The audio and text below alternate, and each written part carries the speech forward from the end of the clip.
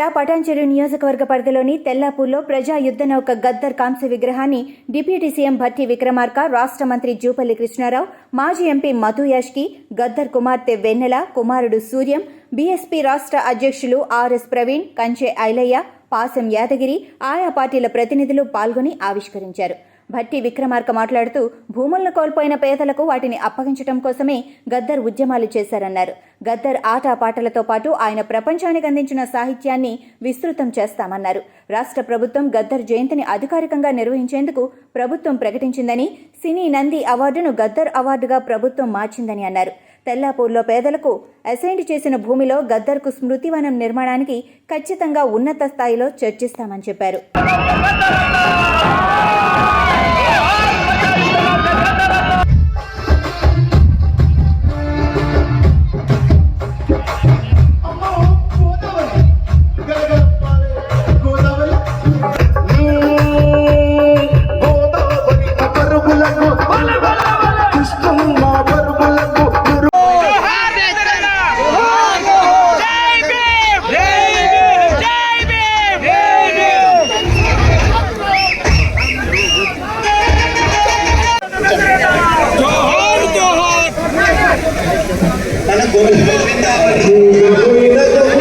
సాహిత్యం కావచ్చు, నటన కావచ్చు, ఆలోచన విధానం కావచ్చు, తెలంగాణకి ఆయనకి విడదీయనటువంటి అటువంటి ఆలోచనని సంపూర్ణంగా ప్రజలకు వివరించి చెప్పినటువంటి ఆయన పేరు మీద కళాకారులకి నంది అవార్డు పేరు మీద ఇచ్చేటువంటి అవార్డుని గద్దరన్న అవార్డుగా ఈరోజు కళాకారులందరికీ ఇచ్చేటువంటి కార్యక్రమాన్ని రాష్ట్ర ప్రభుత్వం ప్రకటించింది. రేపొద్దున ఫౌండేషన్ పెట్టారు. కుటుంబ సభ్యులు, ఆయన సన్నిహిత మిత్రులు, ఆయన అభిమానులు, ఆయన ఆలోచన విధానాన్ని ముందు తీసుకొని పోవాలనుకున్నటువంటి కొంతమంది మేధావులు అందరూ కలిసి గద్దరన్న ఫౌండేషన్ పెట్టారు. రాష్ట్ర ప్రభుత్వం తరఫున ఆ ఫౌండేషన్ ఉన్నటువంటి ఆలోచనలు తప్పనిసరిగా ముందు తీసుకొని పోవటానికి ఈ పాటని, ఆయన సాహిత్యాన్ని నిక్షిప్తం చేయటానికి కావాల్సిన సహాయ సహకారాలన్నీ కూడా రాష్ట్ర ప్రభుత్వం తరఫున వారికి సహాయ సహకారాలు తప్పనిసరిగా అందిస్తామని కూడా ఈ సందర్భంగా అందరికీ మనం చేస్తాము. అట్లాగే మిత్రులు, పెద్దలు అందరూ కూడా ఒక మాట చెప్పారు. ఇక్కడ ఉన్నటువంటి ఈ భూమి 16, 17, 18, 19, 20 సర్వే నెంబర్లకి సంబంధించినటువంటి భూమి ఆనాడు ఎప్పుడో అసైన్ చేసినటువంటి భూమి, కాలక్రమేణా మాకు పేదలకు పంపిణీ చేసినటువంటి భూమిని మళ్ళీ రాష్ట్ర ప్రభుత్వాలు వెనక్కి తీసుకుని హెచ్ఎండి చేతిలో ఉంది. అటువంటి భూమిని మేమందరం కాపాడుతాం. మా పూర్వీకులు పంచినటువంటి భూమిని మేము వ్యవసాయపరంగా అనుభవించడానికి కాదు మేము వాళ్ళు అడిగేది, దానంతా కూడా మేము కాపాడుతూ మా అందరి నష్టపోయినటువంటి పేదవాళ్ళకి కాపాడాలి అంటే తిరిగి పాత రెవెన్యూ రికార్డ్స్లో ఉన్నటువంటి కాలమ్స్ అన్ని తీసుకొని వస్తే తప్ప మేలు జరగదని లోతుగా ఇటువంటి మేధావులు అందరూ ఆలోచన చేసి, గద్దరన్న లాంటి పెద్దలు ఆలోచన చేసి చెప్పిన తర్వాత మేము తప్పనిసరిగా ధరని మారుస్తాం. తిరిగి పేదవాళ్ళకి హక్కుల ద్వారా సంక్రమించినటువంటి భూముల పైన హక్కులు కల్పిస్తామని చెప్పడం కోసమే ధరని మారుస్తామని చెప్పాం, చేస్తాం. అందుకోసం మేము వెంటనే కమిటీ వేసాం. తీసుకోవాల్సిన చర్యల పైన ఆలోచన చేస్తా ఉన్నాం. తప్పనిసరిగా అసైన్ భూములు ఎన్ని ఉన్నాయో సాధ్యమైనంత వరకు తిరిగి వాళ్ళకి ఒప్పజెప్పే కార్యక్రమాన్ని కాంగ్రెస్ ప్రభుత్వం తప్పనిసరిగా చేస్తుందని చెప్పి సందర్భంగా ముఖ్యంగా గద్దరన్న గారి జయంతి సందర్భంగా చెప్పదలుచుకున్నాం. మిత్రులు ఇక్కడ ఇంకో మాట కూడా అడిగారు. గద్దరన్న గారి సంబంధించినటువంటి పాటలు కానీ సాహిత్యం కానీ నిక్షిప్తం చేసి ముందు తరాల వారికి అందించాలి.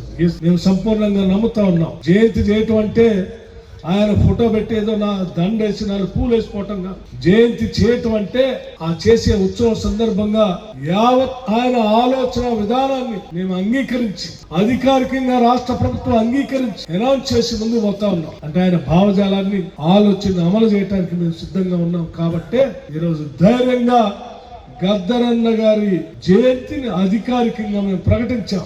మహాత్మా గాంధీ, డాక్టర్ బాబాసాహెబ్ అంబేద్కర్ లాంటి మహానుభావులతో పాటు గద్దరన్న గారి జయంతిని కూడా తెలంగాణ రాష్ట్ర ప్రభుత్వం అధికారికంగా ప్రతి సంవత్సరం చేయబోతా ఉంది, చేస్తా ఉంది. ఇది మేము ఈరోజు ప్రకటించాం. అట్లాగే తెలంగాణ అన్న, తెలంగాణ సంస్కృతి అన్న, తెలంగాణ ఆటన్న పాటన్న ఆయన నాతో పాటు ఆదిలాబాద్ నుంచి ఖమ్మం, వారి వయసు ఆరోగ్యం సహకరించకపోయినప్పటికీ కూడా ఎండల్ని లెక్క చేయకుండా మిట్ట మధ్యాహ్నం కూడా నడుచుకుంటూ పాట పాడుకుంటూ నడుస్తూ వచ్చేవారు. గసబెట్టుకుంటూ నడుస్తా ఉంటే మేమే చెప్పేవాడు, అన్న ఎందుకు నడుస్తాం, ఈ రాష్ట్రంలో ఉన్నటువంటి ప్రజల కోసం మీరు నడవాలి, సత్యం ఉంది, నేను సత్యం చెప్తున్నా అని చెప్పి చాలా సందర్భాల్లో ఆ సమావేశాల్లో ఆయన చెప్పాలనుకున్నటువంటి మాటలు, ఆయన మనసులో ఉన్నటువంటి ఆలోచనలన్నింటినీ కూడా పంచుకున్నాం. ఆ ఆలోచనలన్నింటినీ అమలు చేయడానికి ఇందిరమ్మ రాజ్యాంగం ఉన్నటువంటి కాంగ్రెస్ పార్టీ సిద్ధంగా ఉంది అని చెప్పడం కోసమే మేము ఆయన జయంతిని అధికారికంగా ప్రకటించడే కాదు, ఆయన పేరు మీద అవార్డు కూడా ప్రకటించాం. ఈ రాష్ట్రంలో కొన్ని లక్షల ఎకరాలు ఆనాటి ప్రభుత్వాలు భూమి లేనటువంటి పేదవాళ్ళందరికీ పంచి అన్ని జిల్లాల్లో చూసాం. కొన్ని జిల్లాలో అయితే వెట్టి చాకిరి నిర్మూలన కోసం ఇచ్చినటువంటి భూములు కూడా ప్రత్యేక రాష్ట్రం వచ్చిన తర్వాత టీఆర్ఎస్ ప్రభుత్వం ఎన్నికలు అటువంటి భూములన్నింటినీ కూడా తిరిగి మళ్ళీ పేదవాళ్ళకి ఒప్పజెప్పాలనేటువంటి ఆలోచన ఉన్నటువంటి ప్రభుత్వమే ఇందిరమ్మ రాజ్యం. చాలా స్పష్టంగా ఉన్నాము. అందుకే ధరణి అనేటువంటి సాఫ్ట్వేర్ ని పూర్తిగా మేము తొలగిస్తాం, కొత్త రెవెన్యూ విధానాన్ని మేము దాని స్థానంలో తీసుకొని వస్తామని చాలా స్పష్టంగా చెప్పాం. దీనికి చాలా లోతైనటువంటి ఆలోచన ఉంది కాబట్టి మేము చెప్పాం. అయితే ధరణి అనేటువంటి సాఫ్ట్వేర్ ని తీసుకొని వచ్చి గద్దరన్న గురించి ఏం మాట్లాడగలుగుతాం? దట్టు మాలాంటి వాళ్ళం. ఒక గొప్ప కవి కాదు, దార్శనికుడు, యావత్ భారతదేశానికే ఉద్యమాలకు ఊపిరి పోసిన వ్యక్తి. యావత్ సమాజాన్ని, ఒక తెలంగాణనే కాదు, యావత్ భారతదేశంలో వివిధ వర్గాల ప్రజలను సంఘటిత చేసి ఆ సంఘటిత శక్తి ద్వారా వాళ్ళ సమస్యల పరిష్కారం కోసం, సమాజ నిర్మాణం కోసం తపన పడ్డ వ్యక్తి. అట్టడుగు స్థాయి నుంచి వచ్చి లాఠీ దెబ్బలు, బుల్లెట్ తూటాలు శరీరంలో ఉండి కూడా ఎన్ని ఇబ్బందులు పెట్టినా, ఎన్ని కష్టాలు పెట్టినా లక్ష్య సాధన కోసం అకుంఠిత దీక్షతో చివరి రక్త పొట్టు దాకా పోరాటం చేసినటువంటి ఒక మహనీయుడు, గొప్ప వ్యక్తి. మరి ఇంత మహానుభావుని, ఇంత గొప్ప వ్యక్తిని తెలంగాణ రాష్ట్రం రావడానికి కూడా ప్రధాన కారకులు గద్దర్ గారు. ఒక వ్యక్తితో కాంది, ఒక శక్తితో అవుతుంది. ఆ శక్తిని కూడగట్టింది సమాజాన్ని సంఘటితం చేసి, ఆ సంఘటిత శక్తి ద్వారానే యావత్ తెలంగాణ సమాజాన్ని కూడా ఒకటి చేసి ఉద్యమాన్ని ఉరుతొలించినటువంటి వ్యక్తి గద్దరన్న గారు. మరి అటువంటి వ్యక్తి మన మధ్య లేకపోవడం దురదృష్టకరం. కానీ ఆయన మాట, ఆయన పాట, ఆయన గజ మాత్రం చిరస్థాయిగా ఉండిపోతుంది. ఎవరు కూడా గత ప్రభుత్వ నాయకులు ఇంతకుముందు భక్తులు చెప్పిండ్రు, చాలా బాధాకరమైన సంఘటన. మరి ఆ బానిస భవన్ ఆనాడు ఇంత గొప్ప కవి, ఇంత గొప్ప ప్రజల కోసం, తాడిత పీడ ప్రజల కోసం, అభివృద్ధి కోసం పరితపించే వ్యక్తిని తెలంగాణ రాష్ట్రం సాధించుకున్నది ఎందుకోసం? వందలాది మంది బిడ్డలు ప్రాణత్యాగాలు చేసింది. ప్రపంచానికే గర్వకారణంగా ఎప్పుడు కూడా కని విని వెరగని ఉద్యమం ప్రపంచంలో ఎక్కడ ఇటువంటి ఉద్యమం జరగలే. ఆత్మహత్యలు చేసుకున్నారు, ప్రాణత్యాగాలు చేశారు. అంటే మా చావులతోనైనా తెలంగాణ రావాలి, వచ్చిన తెలంగాణ పరిడవిల్లాలి, పచ్చగా ఉండాలి, అందరి కష్టాలు తీరాలి, ప్రజాస్వామ్యం పరిడవిల్లాలి అనేటువంటి ఒక తపనతో వస్తే గొప్ప తెలంగాణ చేసినాం, తెలంగాణను బంగారు తెలంగాణ చేసినాం అని మాట్లాడినటువంటి మాజీ ముఖ్యమంత్రులు మరి ఈ యుద్ధ నౌకను 3 గంటల పాటు ప్రగతి భవన్ గేట్లు దాటనీయకుండా, గేటు తెరవకుండా అడుగుల తరగతి చేసినట్టే వీళ్ళు మనుషుల పాషాణ హృదయాలు. అందుకనే ఇలా గతి పట్టింది.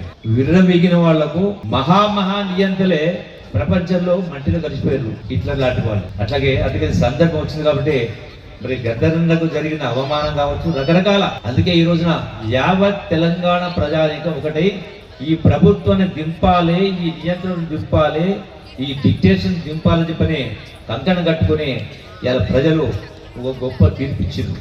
మరి తీర్పిచ్చిన మొదటి రోజే ఆనాడు ప్రభుత్వం అధికారులకు వస్తున్న క్షణాలపైనే మరి ఈనాటి గౌరవ ముఖ్యమంత్రి గారు రేవంత్ రెడ్డి గారు కావచ్చు, విగ్రహం గురించి కావచ్చు, జిల్లా పేరు గురించి కావచ్చు, ట్యాంక్ బండ్ పైన వారి విగ్రహం పెట్టే విషయంలో తప్పకుండా ఈ ప్రభుత్వమే ఇలా ప్రజాప్రభుత్వం కాబట్టి అన్ని అంశాల పట్ల 100% డెఫినెట్గా ఇది బాధ్యత.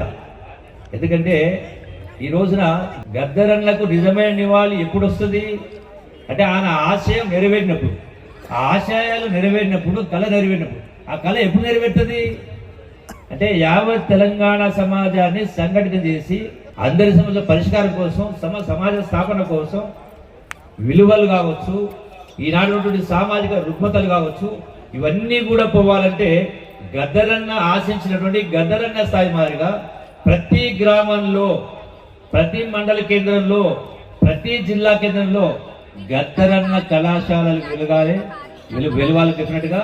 ఇది ప్రభుత్వం బాధ్యత.